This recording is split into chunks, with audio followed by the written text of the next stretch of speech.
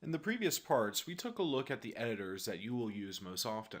This included the network editor, the device editor, and the PLC code editor.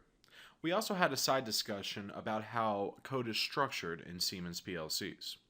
We're going to conclude this discussion on editors with a look at the HMI editor. So to access the HMI editor, click on the drop down next to the HMI of your choice. The icon will have a folder with an HMI screen on it. So if I want to access the screen for my HMI, I can come down to the Screens folder and double click on a screen. In the editing window, it will be populated with what that screen is. So now let's take a look at the screen editor. Up here at the top, we have our formatting bar. So if I wanted to, say, change the color of this button, I can do it directly from this bar. Down here in the middle is our editing window, and this is where I can drag in controls and basically build my HMI screen. Down here at the bottom is my inspector window where I can access the properties for whatever object I have selected.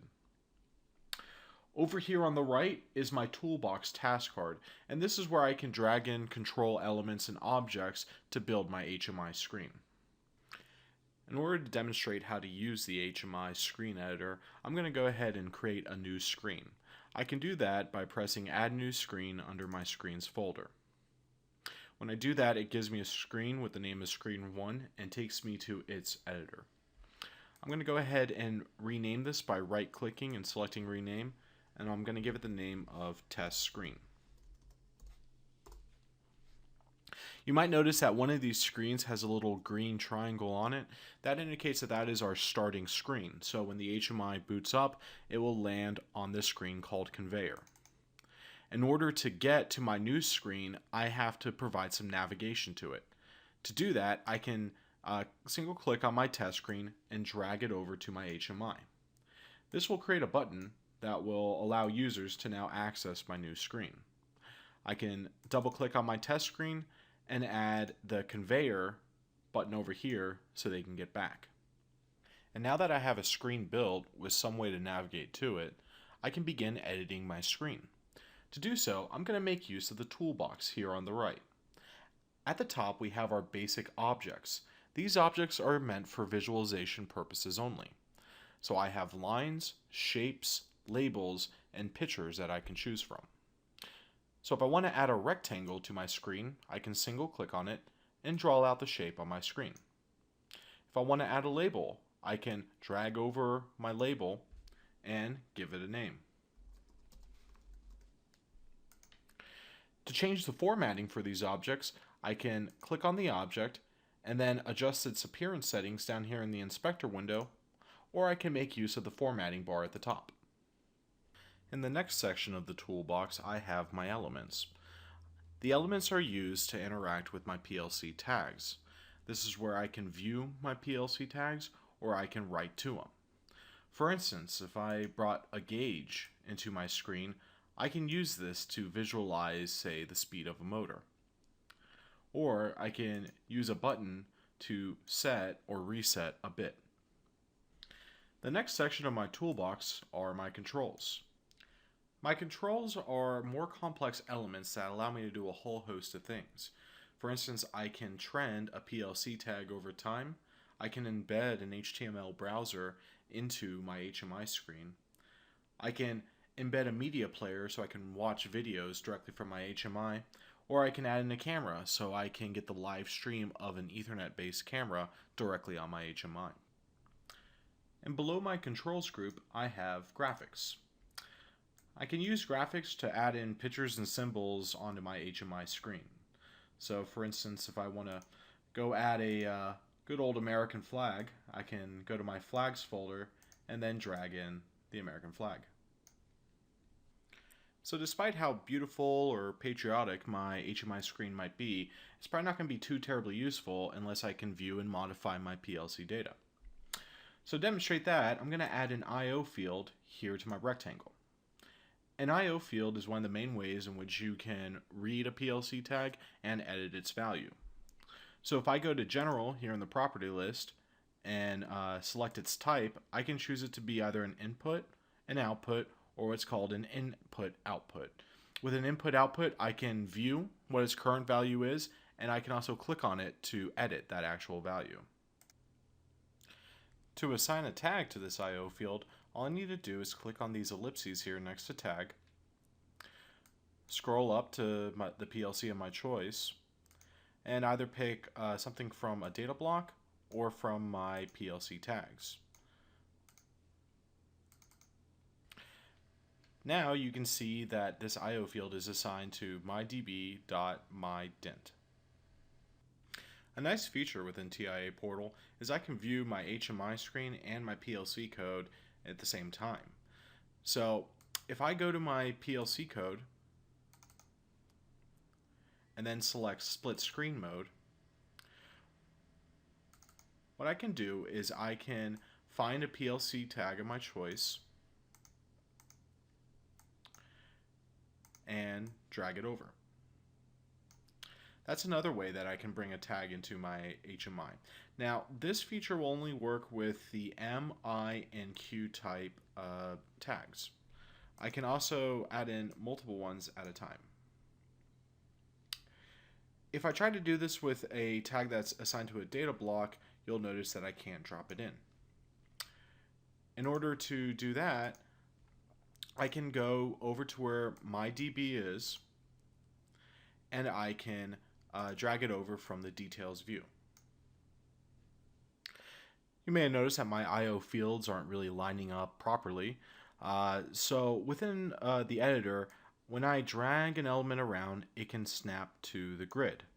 Alternatively, if I go to Options and Settings, go to Visualization and then Screens, I can change the way that elements snap to my editor. Here I'll select Snap to Lines. Now, if I go back into my screen, you'll see that it will have these lines that will allow you to align it with another element. Next, let's look at how we can use the tools to arrange these properly. If we highlight all of these, we can distribute them evenly by selecting the Distribute button up here and then say Vertical. Now they all have equal spacing between them. If we want to align them or justify them to one element, what we do is we select the properly aligned element first and hold down the Shift key, and then we can select the other elements. From there, we can click on our Justify button and justify them in the center, right, left, so forth. Next, if I wanted to align my label here to this whole group, it probably won't work so well if I select them all and do a left justify. So let me undo this, and I can undo it by pressing the undo button here, or I can do this drop down to get a paper trail of all my last edits. So what I would want to do is I would want to, well, first get this rectangle squared up properly. I can then highlight everything, right click, select group, and now all this can be treated as one element.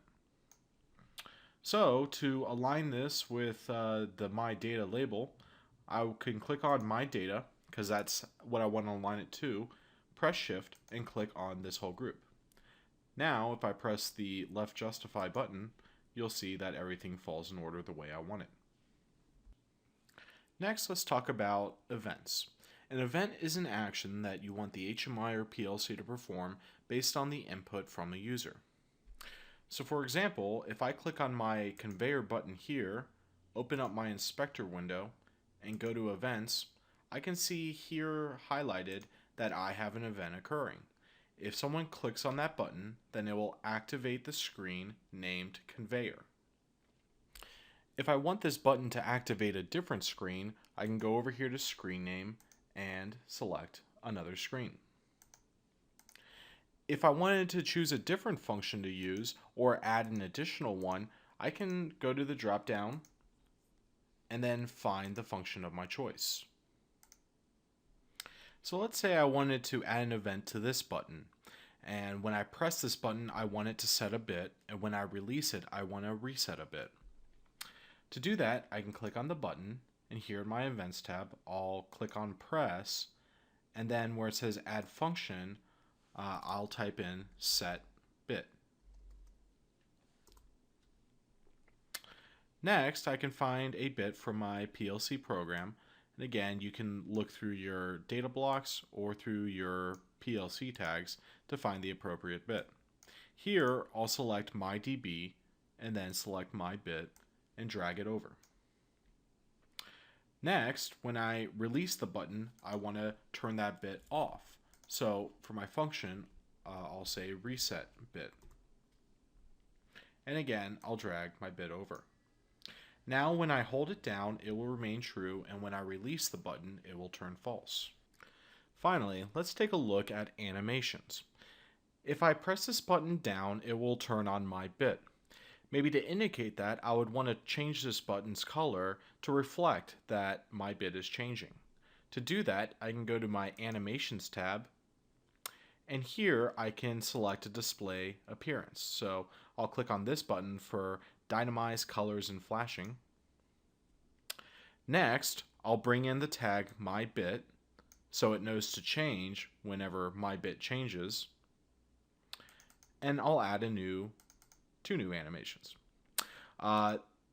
This first one reflects when my bit is false, it will be this color here.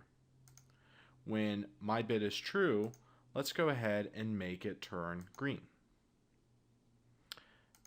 Now, when my bit turns true, this will become green, and when it's false, it will stay this color. If you wanted to, you could also add in a different animation. For instance, if I click on Add New Animation, I have the ability to disable a button or change the visibility of a button based on the status of a tag. I could also make that button move around, again, based on the status of a tag. So that about covers it for animations and the HMI editor in general. In the next video, we will cover how to go online with the devices in our network.